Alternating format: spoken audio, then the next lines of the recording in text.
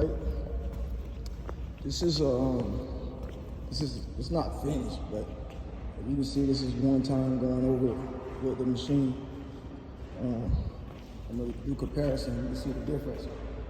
You know, with this over here, and then with that over there.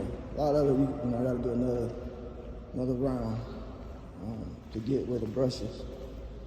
Left out. Then what we do is we mop these on the side of the wall right here. Take a mop and mop all that. But this is before, and this is somewhat after. Of course, we get all these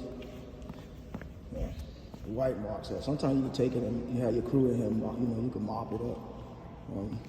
But the main thing of it is we're getting that up over there for this. Cool.